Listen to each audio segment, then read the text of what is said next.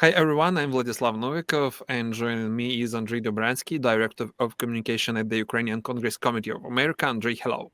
Hi, thanks for having me on again. So, Zelensky was surprised by Trump's statement about meeting with Putin. Why do you think that is? Well, a lot of things changed this week.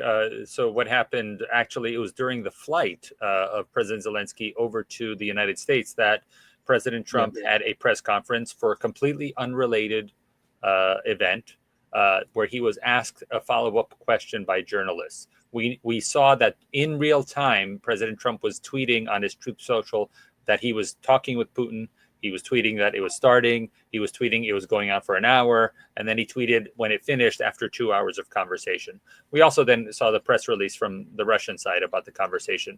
The problem is that during the press conference afterwards, which again had nothing to do with international affairs, had to do with healthcare policy, a question was asked about giving Tomahawks to Ukraine. And for the first time in the last month and a half, maybe 6, 7 weeks, President Yeah. Trump changed the kind of language he used. Because he was bringing up Tomahawks without being asked. So he was talking very positively about transferring Tomahawks to Ukraine or giving the authorization for Tomahawks to Ukraine. And this time he said that the United States needs them more than anything. Maybe we don't have enough to give. Yes. So it was a change in language. If this was another administration, meaning the Trump administration won in 2016, he had different people around him who were controlling when he was going to talk to the press. And I think it would have been better for him to keep that information until he spoke with President Zelensky. But now he put it out publicly, which complicates things because now if he changes his mind again, it'll be who convinced him more. But in any case, I know there are a lot of people who are very optimistic, both Americans and Ukrainians, that still the authorization comes somehow. But we'll see. We're all going to be waiting today. Yeah, and next my question about this topic about Tomahawks, and I want to ask you about this news. Trump said Tomahawks are needed for the EU's too. I don't know what we can do. Um, does it mean Ukraine won't get the Tomahawks? This is what we're waiting for. Again, this is the biggest change of language for the last 2 months. Since President Zelensky met with President Trump in New York in September, at the end of September, and since before then, we know that the number of successful military attacks by Ukraine's armed forces on Russian fuel depots and fuel manufacturing facilities has increased incredibly, from one attack in June to 31 in September. This has been a good partnership between the United States and Ukraine, and it benefits both countries to increase the sale of American oil and gas to Europe, as well as hurt Russia so that it doesn't attack Ukraine.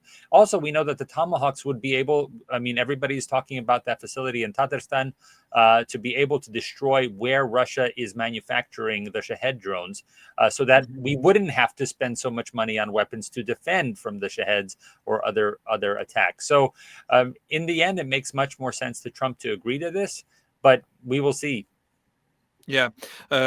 And we try to understand what is Tomahawks in this situation, and two main topic it's this weapon Tomahawks and sanction for Russia. So sanction and Tomahawks are they just political weapon? Well, I think it's very clear that Trump's use of the rhetoric of Tomahawks, because again, many times Trump wasn't even asked a question in the last couple of weeks. He would bring up Tomahawks himself, and given the fact that he got this meeting with Putin, Putin who said he didn't want to talk about a peace deal anymore. He didn't want to. Our conversation is over. It seems as if President Trump was using the message of giving Tomahawks as well as helping Ukraine as a way to make pressure Putin to start talking to him again. And he got that conversation with Putin. So it's possible that this was all being done for rhetoric. But from my understanding, people both in the administration here in the United States as well as in Ukraine, everybody was convinced that president had changed his mind and really wanted to have a victory over Russia. So I guess we'll see what the actual plan is going to be, if he keeps bouncing from one position to another, or does he does he say finally that Ukraine can get the Tomahawks? Because it's not just Tomahawks, but once the United States says Tomahawks are okay, then what's the argument from Germany to not give the Tauruses? What's the argument from the UK and France not to give more Storm Shadows and Scalps? So this is a lot of it. We had that conversation, remember, about the Abrams, because the British weren't sure about giving their Challengers. The Germans weren't sure about their tanks. And then everybody came to a decision, and the United States, okay, we will be sending Abrams if you send the Challengers first, etc. I think the same thing will happen with the Tomahawks, because we know that the Tauruses can be used by the F-16s right now. We don't have to do anything new for that. We know that when we get the Tomahawks, there will have to be training for the Tomahawks. And also because they are mostly used off of U.S. Navy ships, Ukraine would have to use some kind of new mobile land-based missile launcher for the Tomahawks. So that'll add time as well. I think for me, Trump can give the permission for Ukraine to start the training and that the promise that they will get them. And then that would be enough to convince the Germans and other countries to start sending their weapons. But now it's about political weapon, no more, because all these steps, it's not enough for Ukraine, for this war, for Putin, because Trump try to push them from the diplomatic area. But it seems to me that all of Trump threats to Putin are just really very careful warning. Right. And again, this is the conversation that's happening with advocates for, convincing. And again, we have changed Mr. Trump's mind a lot since the beginning of this year. We know what the rhetoric was during the campaign, that we should stop altogether. We know what the meeting in February was with Zelensky in the White House. Since that time, it has been incredible. I mean, we had the mineral deal. We have other deals about drone technology from Ukraine to the United States. We've had this new Pearl process with the European money purchasing weapons. Those weapons are already in Ukraine for the first tranche of them, more than one tranche. And we also have these brand new rockets, the 500-mile rockets, the ERAMs, 10 of which were supposed to be delivered this month already to Ukraine. So we have changed Mr. Trump's mind dramatically. Is he brave enough to say, or to realize how weak Russia is? I mean, that's the big question.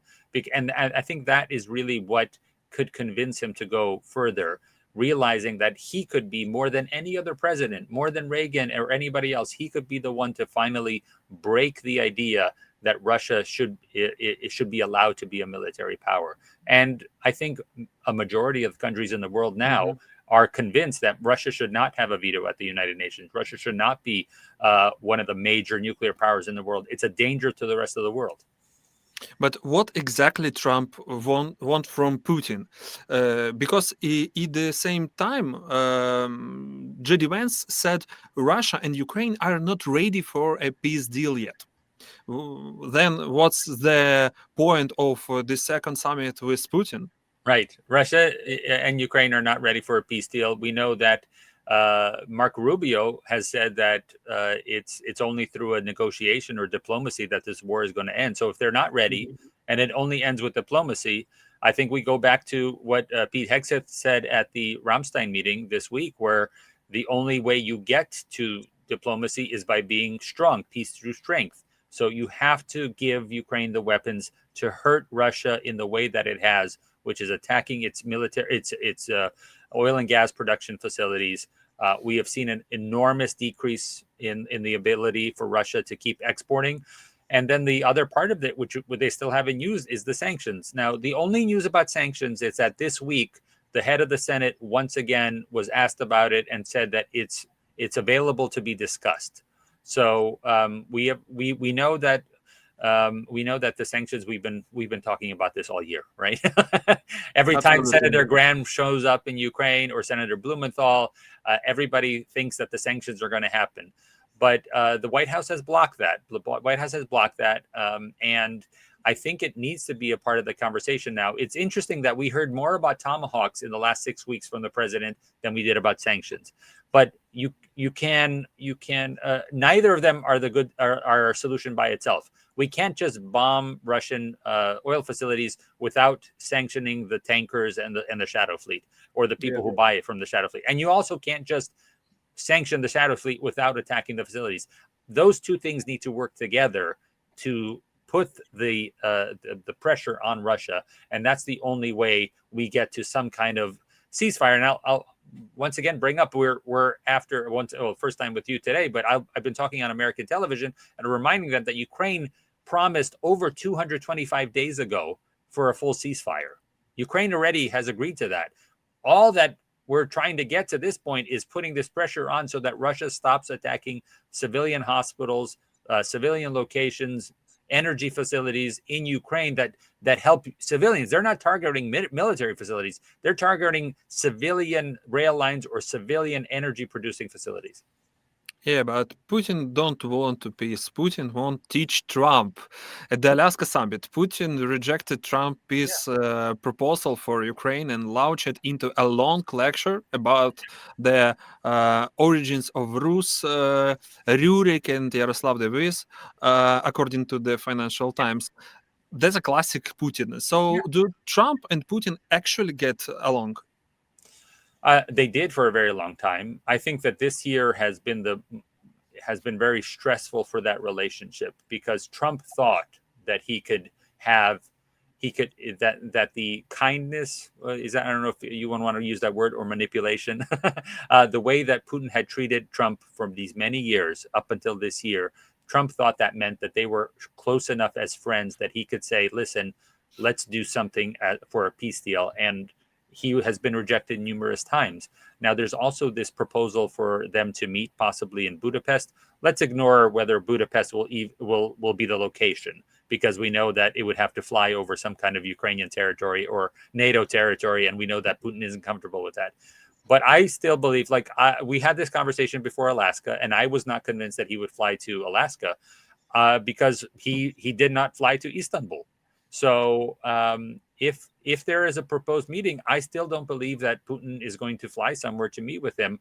And that's going to be the problem for this kind of peace deal. Putin is going to have to come to Trump and ask him for some help. And that's why the manipulation, the flattery, the telling him this is the only way it ends. We know that there are people within the administration that really believe what Putin says, or they're offered those presents of the paintings and stuff.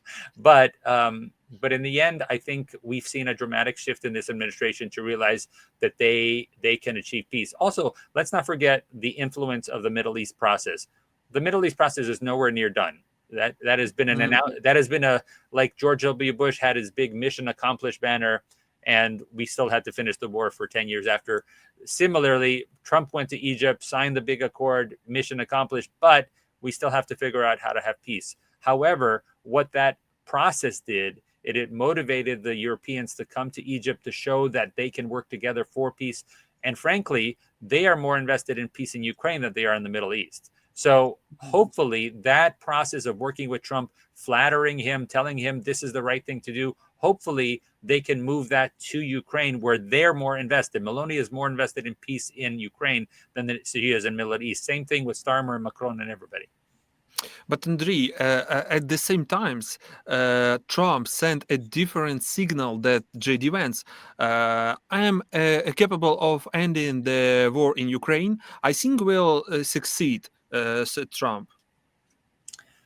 We will see. He said that during the Egypt in Egypt, when he was talking about that he was done, and then he had a private dinner that was recorded his speech on Wednesday evening here in the United States, where he said the same thing he did in Egypt, which is we've solved the process in the Middle East. He said something like that, but then he said, and now we can do it in Ukraine. I thought we could do it sooner, but now we're moving to Ukraine. And he asked Witkoff to once again get involved in that. Again, these are very similar to the pronouncements of having a mission accomplished in the Middle East, where he talks a lot, but to actually get to the solution, you need to have some kind of action. And the action is Tomahawks to Ukraine. The action is sanctions on Russia. to make sure that you do what Trump has. His policy has been not just in the first Trump administration, but also as his business. He wrote a book about how to make a deal, and that is put maximum pressure on the other side all the way until you're even in the room. And the one thing that Trump hasn't done, he hasn't put maximum pressure on Putin. And the opposite way, it's Putin who's been doing maximum pressure. As we saw in Alaska, while they were talking, Russia was launching its bombers against Ukraine. While President Trump then 2 days later had European leaders at the White House, President Putin was sending more bombers and rockets against Ukraine. That's maximum pressure. That's not what Trump is doing, and Trump needs to reverse that. He needs to have Ukrainian Tomahawks being sent into Russia and then call Putin and say, now do you want to have a peace deal? Yeah, nice book. But one more thing. Germany says the ECC rules still apply to Hungary, and Putin plans to go there. So will they arrest him? I don't know if it's arresting. I think it's just in general about even crossing airspace. We saw this happen with Belarus was able to force down a plane with a political dissident when a plane flew over Belarus territory and they forced down the plane.